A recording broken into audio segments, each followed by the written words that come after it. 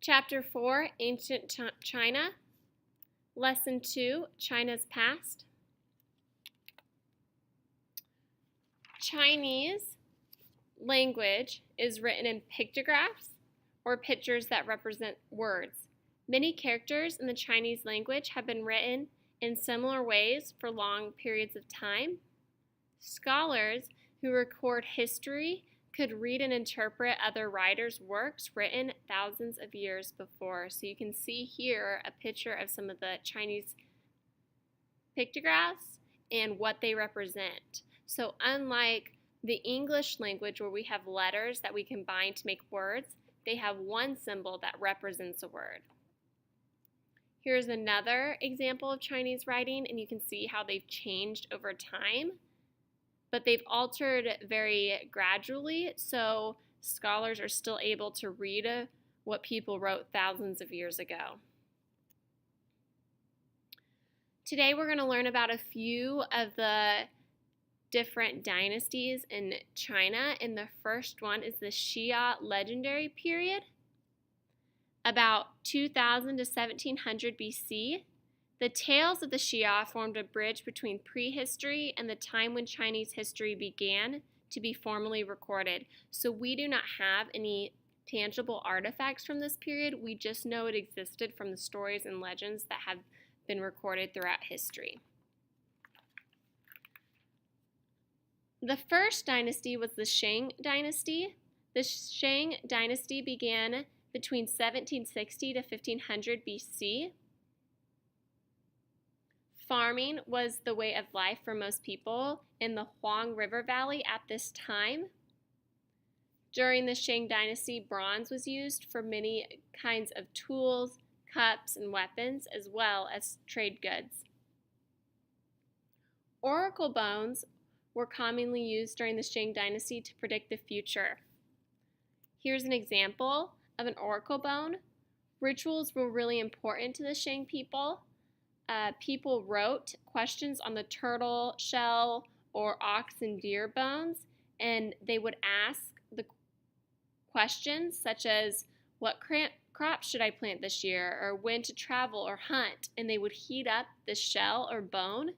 Finally, they would examine the cracks in the bone, and this helped them to make predictions about future events and help to predict what would happen. What they would do is they would write the date on the bone or the shell. So you can see that's what's recorded on this bone right here.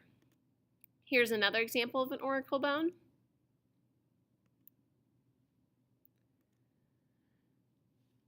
The Zhou people were from west of the Huang River bend. In 1027 BC, a Zhou leader's army conquered the armies of the last Shang ruler, and the Zhou dynasty began. The Zhou dynasty was the longest of the Chinese dynasties, lasting more than 800 years. It is separated into two periods. The first is the Western Zhou. Most people were farmers who grew wheat, rice, beans, and fruit. Society was organized so farmers worked small areas of land and contributed food and valuables to the king. Women most often harvested the crops. Silk was an important product of the Zhou economy. Women were in charge of producing silk. The second part was the Eastern Zhou dynasty. Began around 770 BC and lasted until 221 BC. This period is often referred to as the Golden Age in China. A new system of money encouraged trade and the economy thrived. The government started projects that included flood control, irrigation, and canal building. People built huge walls around some towns along the northern border to keep out nomadic and wandering people. Traditions were being challenged and new ideas emerged. More people were becoming scholars, teachers, and government officials.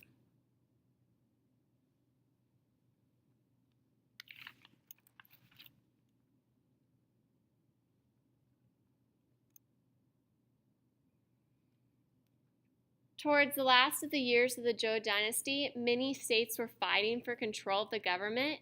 In 221 BC, the king of the strongest state, Shen, became Shi Huangdi, or the first emperor under the Qin dynasty.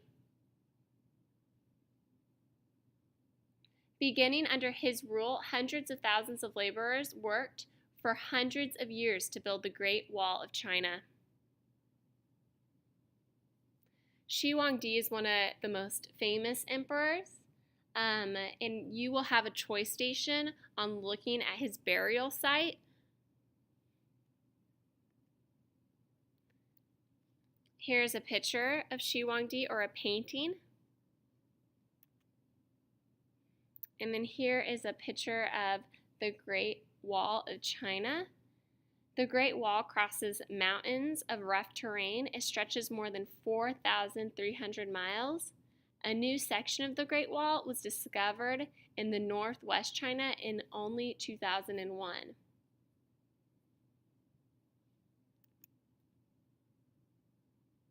Here, if you were to look at China from above, this is where the Great Wall covers.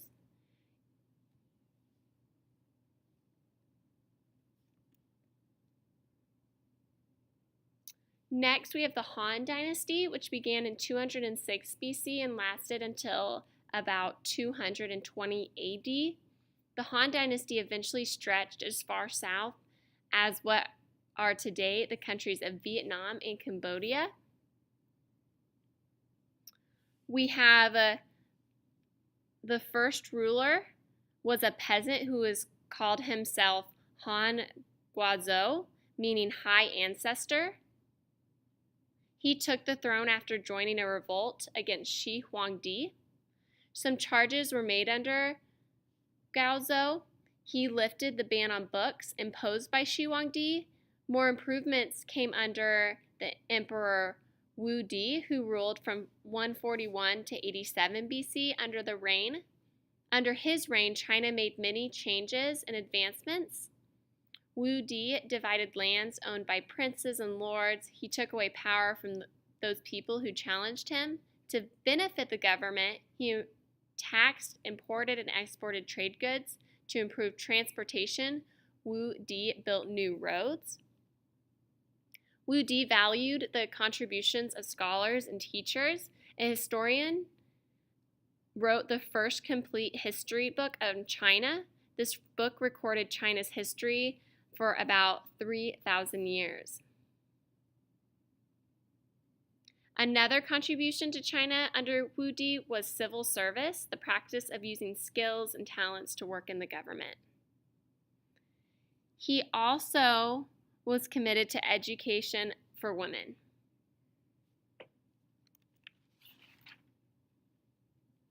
Inventions.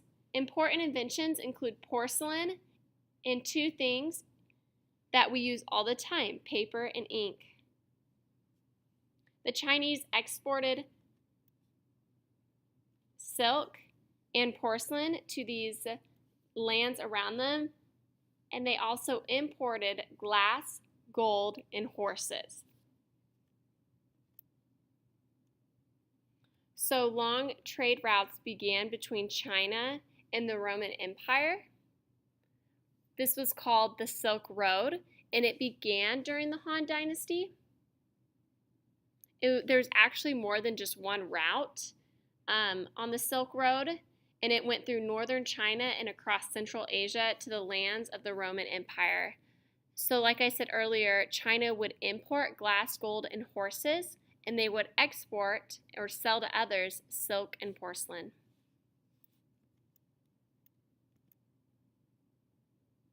That is the end of Lesson 2, China's Past, in Chapter 4.